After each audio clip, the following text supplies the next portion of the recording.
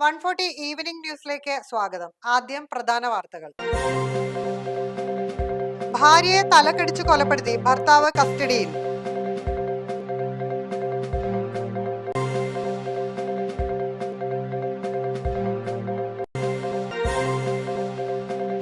Thrissur Jubilee Mission Medical College hostel കെട്ടിടത്തിൽ നിന്ന് MBBS വിദ്യാർത്ഥിനി ചാടി മരിച്ചു.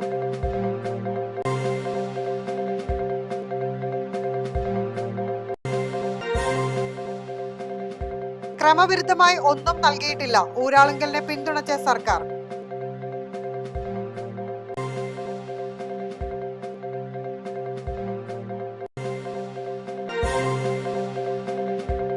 അയോധ്യ ക്ഷേത്ര സംഭാവന തട്ടിപ്പിൽ അടിയന്തര വാദം കേൾക്കാൻ തയ്യാറാകാതെ സുപ്രീം കോടതി.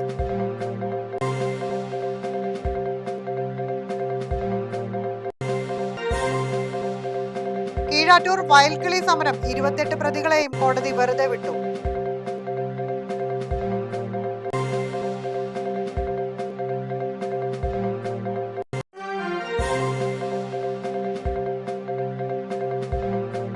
ഭാര്യയെ തലക്കടിച്ചു കൊലപ്പെടുത്തി ഭർത്താവ് കസ്റ്റഡിയിൽ. കൊച്ചി പെരുമ്പാവൂരിൽ ഭർത്താവ് ഭാര്യയെ തലക്കടിച്ചു കൊലപ്പെടുത്തി. ഇന്നലെ രാത്രിയായിരുന്നു സംഭവം. പെരുമ്പാവൂർ പോഞ്ഞിശ്ശേരി ചെമ്പരത്തുകുന്നിൽ വാടകയ്ക്ക് താമസിക്കുന്ന അസം നൌഗോൺ സ്വദേശി നർസീന ഖത്തൂർ ആണ് കൊലപ്പെട്ടത്.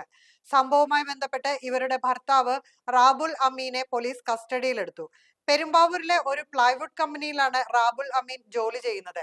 ഇയാൾ ഭാര്യ നർസീനയും തമ്മിൽ കഴിഞ്ഞ കുറച്ചു നാളുകളായി കുടുംബ പ്രശ്നങ്ങൾ നിലനിന്നിരുന്നതായി പറയപ്പെടുന്നു. ഇന്നലെ വീണ്ടും രൂക്ഷമായ തർക്കമുണ്ടാവുകയും പ്രകോപിതനായ റാബുൽ കയ്യിൽ കിട്ടിയ ആയുധം ഉപയോഗിച്ച് ഭാര്യയുടെ തലക്കടിക്കുകയുമായിരുന്നു എന്നാണ് വിവരം. ഗുരുതരമായി പരിക്കേറ്റ യുവതി സംഭവ സ്ഥലത്ത് തന്നെ മരിച്ചു.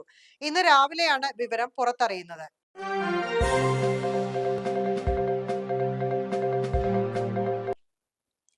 Thrissur Jubilee Mission Medical College hostel കെട്ടിടത്തിൽ നിന്ന് MBBS വിദ്യാർത്ഥിനി ചാടി മരിച്ചു. Thrissur Jubilee Mission Medical College ആശുപത്രിയുടെ ഹോസ്റ്റൽ കെട്ടിടത്തിന്റെ 4ാം നിലയിൽ നിന്ന് വിദ്യാർത്ഥിനി ചാടി മരിച്ചു. കോട്ടയം സ്വദേശി സ്നേഹ പൗലോസ് ആണ് മരിച്ചത്. 1ാം വർഷ MBBS വിദ്യാർത്ഥിനിയാണ് സ്നേഹ. ആശുപത്രിക്ക് തൊട്ടടുത്തുള്ള ഹോസ്റ്റൽ ബ്ലോക്കിന്റെ 4ാം നിലയിൽ നിന്നാണ് കുട്ടി ചാടിയത്. ആത്മഹത്യയുടെ കാരണം വ്യക്തമായിട്ടില്ല.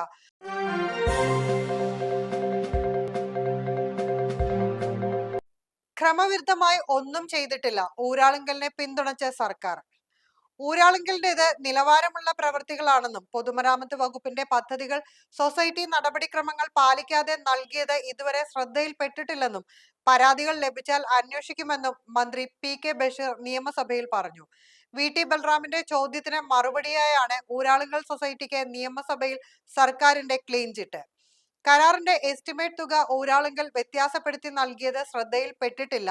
നിലവാരമുള്ള പ്രവൃത്തികളാണ് ഊരാളുങ്കലിന്റേത്. ക്രമവിരുദ്ധമായി ഒന്നും നൽകിയിട്ടില്ല. ഊരാളുങ്കലിന്റെ കുത്തക ഒഴിവാക്കി പ്രവൃത്തികൾ നിജപ്പെടുത്തുമോ എന്ന ചോദ്യത്തിന് മുഖ്യമന്ത്രിയുമായി ചർച്ച ചെയ്ത് തീരുമാനിക്കുമെന്നും മന്ത്രി മറുപടി പറഞ്ഞു.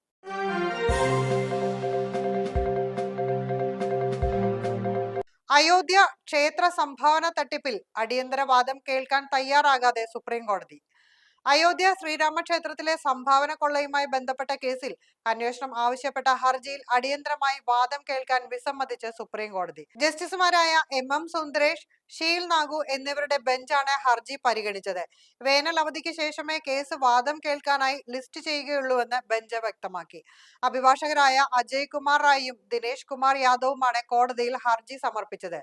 ശ്രീരാം ജന്മഭൂമി തീർത്ഥക്ഷേത്ര ട്രസ്റ്റിന്റെ കാര്യനിർവഹണത്തെയും ഭരണപരമായ പ്രവർത്തനങ്ങളെയും സംബന്ധിച്ചുള്ള സാമ്പത്തിക ക്രമക്കേടുകളും മറ്റും CBIയുടെ നേതൃത്വത്തിലുള്ള പ്രത്യേക അന്വേഷണ സംഘം അന്വേഷിക്കണമെന്നാവശ്യപ്പെട്ടാണ് ഹർജി സമർപ്പിച്ചത്.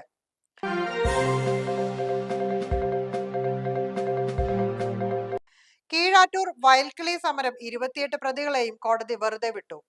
കണ്ണൂർ ദേശീയപാത നിർമ്മാണത്തിന് വയൽ നികത്തുന്നതിനെതിരെ നടത്തിയ പ്രതിഷേധത്തിനിടെ ഉദ്യോഗസ്ഥരെ തടഞ്ഞ വയൽക്കിളി സംഘത്തിലെ അംഗങ്ങളെ കോടതി വെറുതെ വിട്ടു.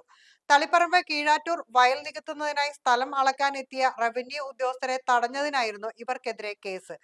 തളിപ്പറമ്പ് ഫസ്റ്റ് ക്ലാസ് മജിസ്ട്രേറ്റ് കോടതിയാണ് 28 പ്രതികളെയും വെറുതെ വിട്ടത്. 2018 മാർച്ച് 14-നായിരുന്നു കേസിനാസ്പദമായ സംഭവം നടന്നത്. പ്രതിഷേധ നേതാവ് സുരേഷ് കീഴാറ്റൂരിന്റെ നേതൃത്വത്തിലാണ് പ്രവർത്തകർ പെട്രോൾ നിറച്ച കുപ്പികളുമായി ഉദ്യോഗസ്ഥരെ തടഞ്ഞത്. 49 പേർക്കെതിരെ കേസെടുത്തെങ്കിലും 28 പേരാണ് പ്രതിപ്പട്ടികയിൽ ഉണ്ടായിരുന്നത്. നിയമവിരുദ്ധമായി സംഘം ചേരൽ, ലഹളയുണ്ടാക്കാൻ ശ്രമിക്കൽ, ഉദ്യോഗസ്ഥരെ തടയൽ എന്നീ വകുപ്പുകൾ ചുമത്തിയാണ് കേസെടുത്തിരുന്നത്.